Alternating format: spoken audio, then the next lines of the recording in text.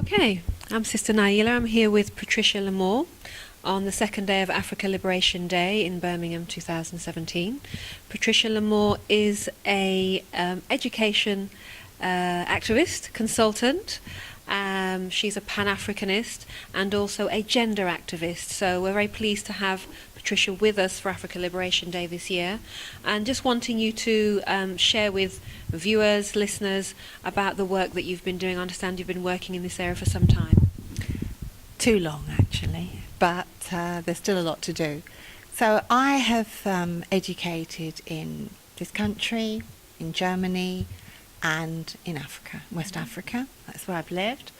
And my key achievement, I think, apart from having 5 children and 1 grandchild, and that's an achievement, as we know, as mothers, is seeing, I believe African liberation is coming. Mm-hmm. I do have hope when I look at the young people, many of whom should be here today but are not. We need to reach out more to them, but I do see a lot of hope. We're heading towards a demographic where on the continent by the year 2040, the most populous young people on the planet are and will be African. Mm-hmm. That is that surpasses India and China. Mm-hmm. And we need to prepare for that. We need to speak to the young people and say, you are part of the global majority. You're not a minority, you're not marginalized. And we as your elders, we have to take responsibility of preparing the way. And I think if anything that the message that I want to bring for the African Liberation Day is that we have to acknowledge that, and particularly as women, we have to take front and center stage in helping to prepare the way. That means in terms of how we bring up our girls as well as our young men. And we have to hold the fathers to account, to actually encourage them, cajole them, hand them over so that they do what they have to do, because the fathers are an important part of the lives of both the young women and the young men. I think particularly what has been really wonderful about these 2 days has been the recreation of sort of like a mini Africa for 2 days, where everybody's greeting each other, everybody's, there's this brother and sisterly love, everybody feels like a big family. And that is really good, that's important, but that's not enough. We need to grapple with the everyday issues that are affecting African people here in the diaspora, in Europe, in the Americas, in the Caribbean, as well as on the continent. And I think if there's a criticism that I have of Pan-Africanism, is that we're dwelling too much on the past and being very purist about, who we know or what we know about all the very famous and important people who've sweat their blood and their tears and their lives to get us to where we are. Is very important to acknowledge, but that is not enough. We have to move and be much more contemporary. And that, I think, that means for me, as someone who has had to rebrand herself, if I can say that, in different times and on different countries and different continents, you have to meet the people where they are. Not where you would like them to be, not where you'd like to hear them say the things that you'd like to hear.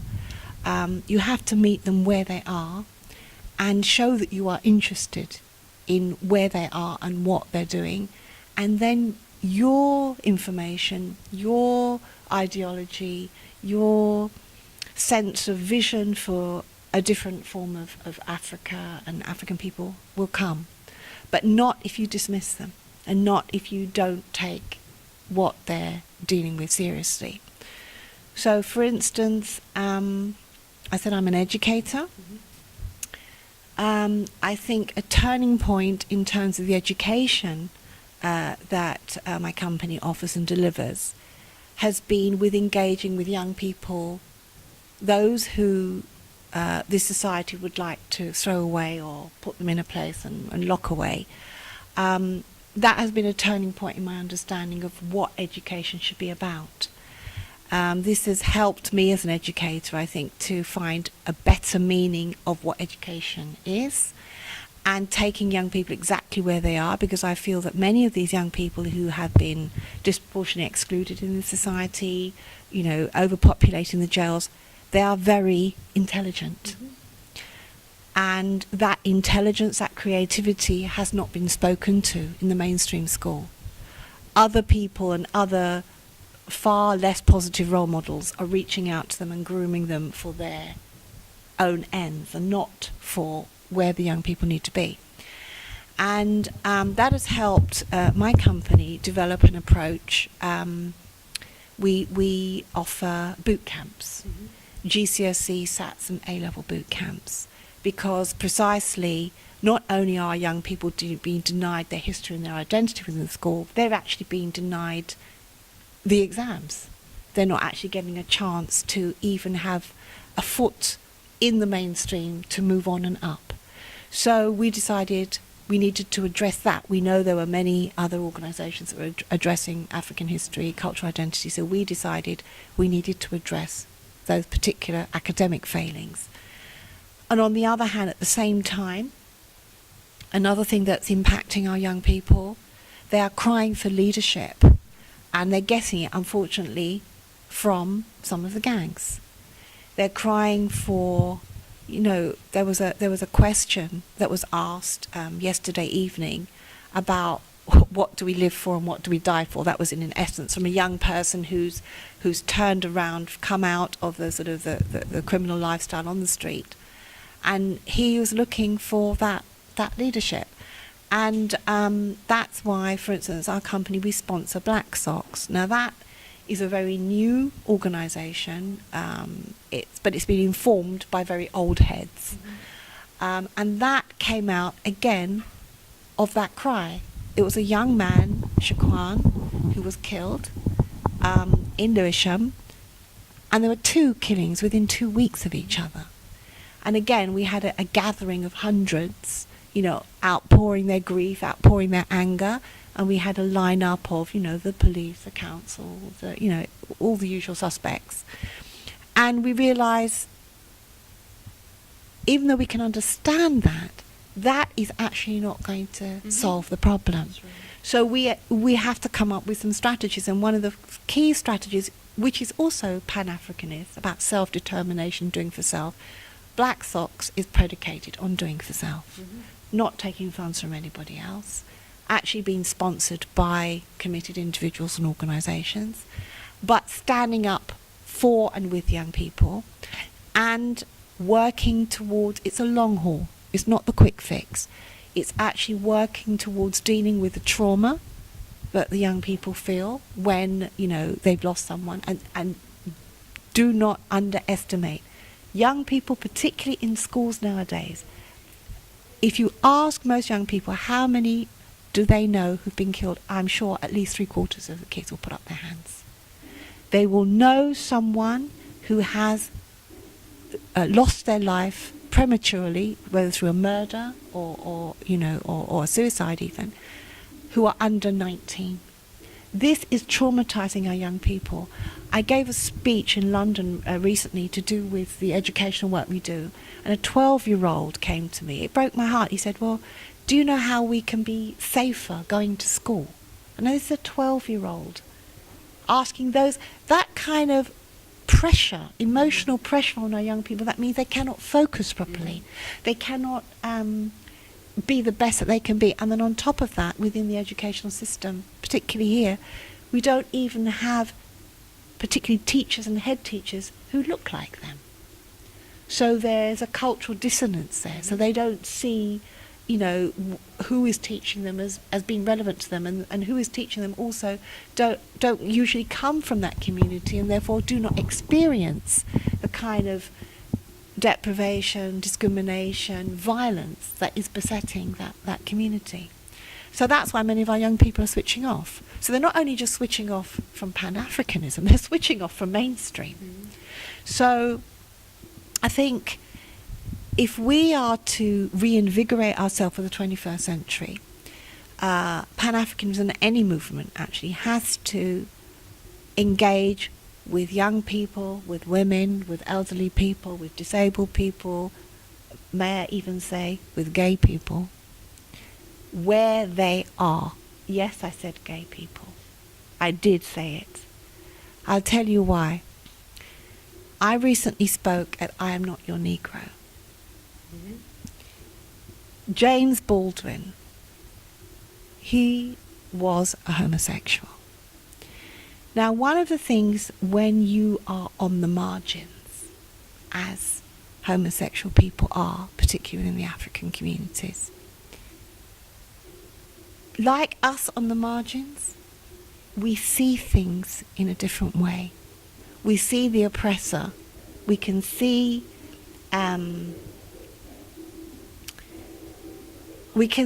things from an insight that isn't written in books. Some of the things that James Baldwin said about the African American situation are so true. Even given his particular sexual politics, let's put it this way, he still has very clear and valid points about the African American experience. When I was in Africa, there was a conference in the Gambia on lesbian and gay, African lesbian and gays. Now, this is a country where Jammeh at that time was openly against them. Also, there is, I'm going into the hot water here, I know, but I'm here already. But, okay, let's... So whilst we recognise that people who have different practices, different beliefs may well have a contribution to make to Pan-Africanism, if we truly believe that our total liberation will be based upon sound African family values, then at some point we need to address that also. So it's not discounting their contributions historically and potentially contributions moving forward in the future, but I think we do need to, it's something that needs to be addressed. It is not, in my view, the way forward for us as African people. I believe that African cultural, spiritual values are essentially the way forward for us, and that does not include anything that doesn't fit that traditional African male, female, nuclear family basis, and that's my personal view. So I hear the point you're making. Certainly we cannot discount the contributions that a number of African people have made, whatever their personal practices and beliefs. But I think it's vitally important that we don't lose the basis of what we fundamentally believe is going to set us free. And I think that's important along the way. So you mentioned about young people in academia, dealing with young people who've been marginalised, and you've talked specifically as well about Pan-Africanism and gender activism. So what I wanted to ask you is, after or during or post, when you've helped our young children back into the education system, how do you then bring in that connection with Pan-Africanism and also enabling the sisters in particular to embrace that leadership responsibility? Let's take the women in the leadership responsibility, I think, first.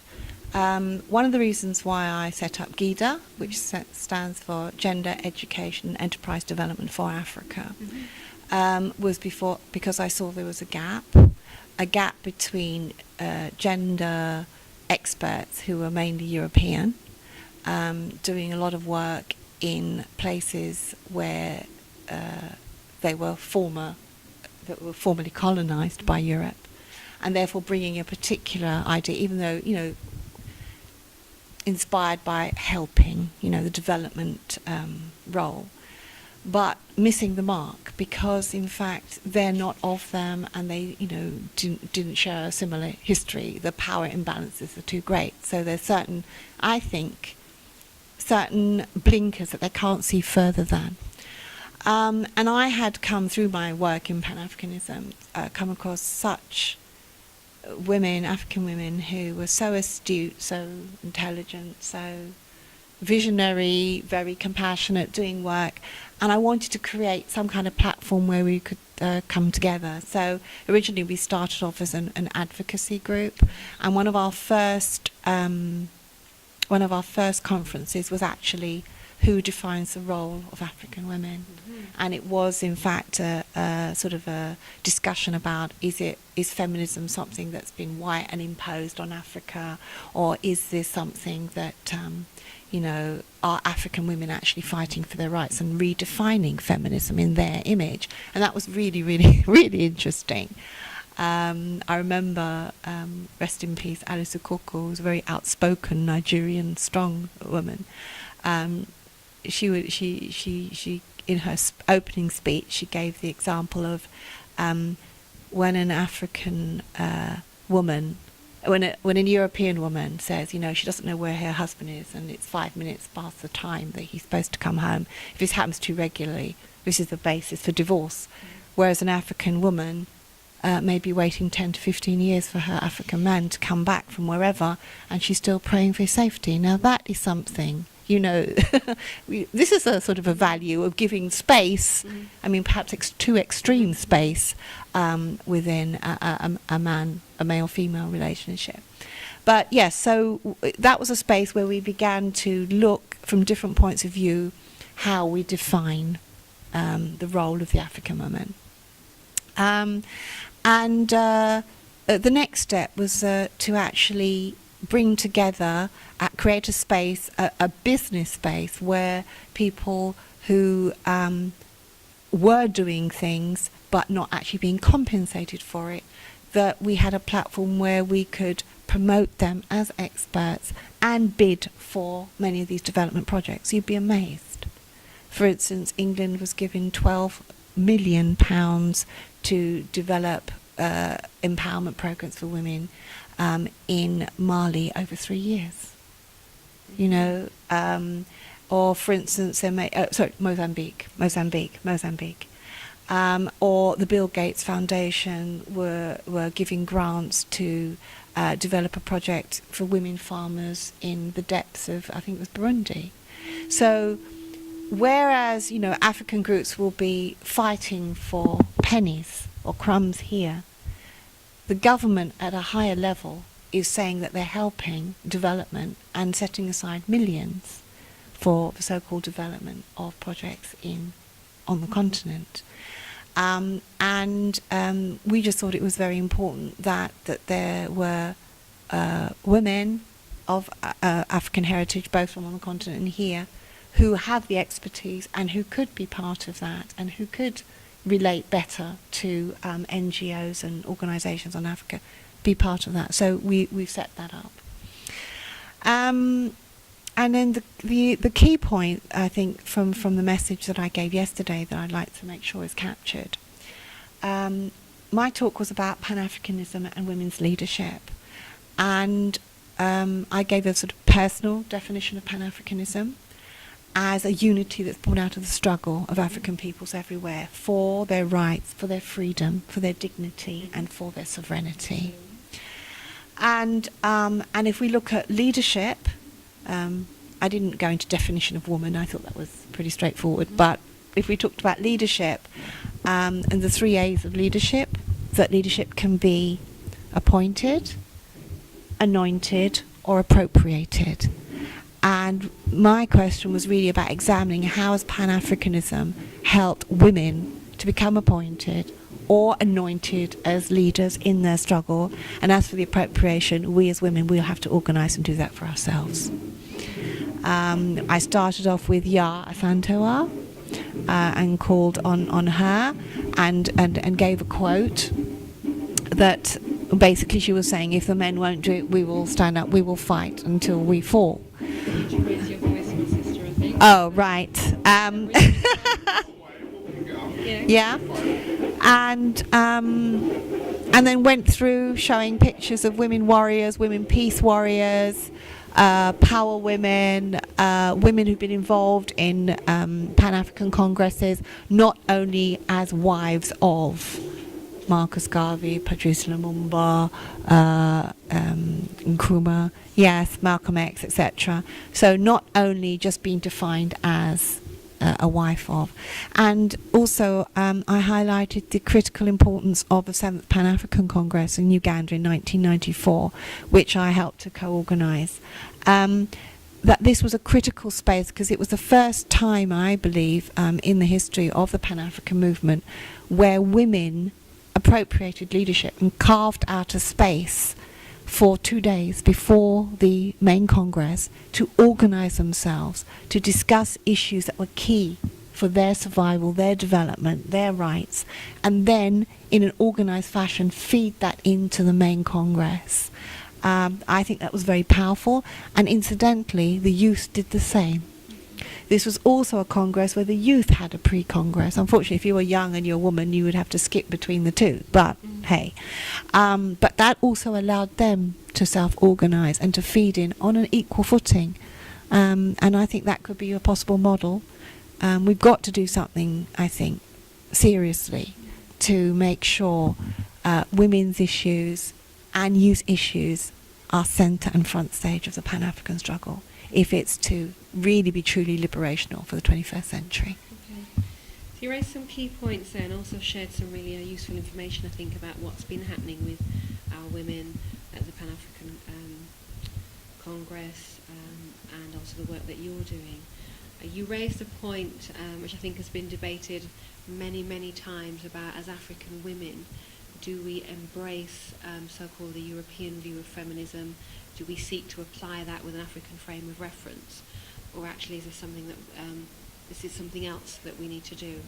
And I think a brother that's done some work around what he calls complementarity, Brother Mwalimu Baruti, and where he looks at that complementary, balanced relationship between the male and the female that underpins the unionship or divine unionship that we must have as African men and African women, and that is going to move us towards building the African family, that will move us towards our liberation. In my view, I think it's not actually seeking to embrace that feminism or even apply it or twist it or shoehorn it into our African frame of reference, but we're taking our values, our principles of complementarity, our principles of art, balance, order, harmony, reciprocity, and actually looking at that. And if we're seeking to apply those values, then we do not need to be looking at a Eurocentric feminism or anything else outside of our values. So I think, again, I take your point about meeting people where they are, and many of our people are not yet there in that sense of embracing the principles of art or some core African family values. But I think it's important that our women and our young people see themselves as having a place, and the work you're doing is obviously very key. You've mentioned GIDA and what that stands for. Can you give us a little bit of information about where people who may be interested in your work can find you, and perhaps just summarise again the services that you offer and how people can access those? Okay.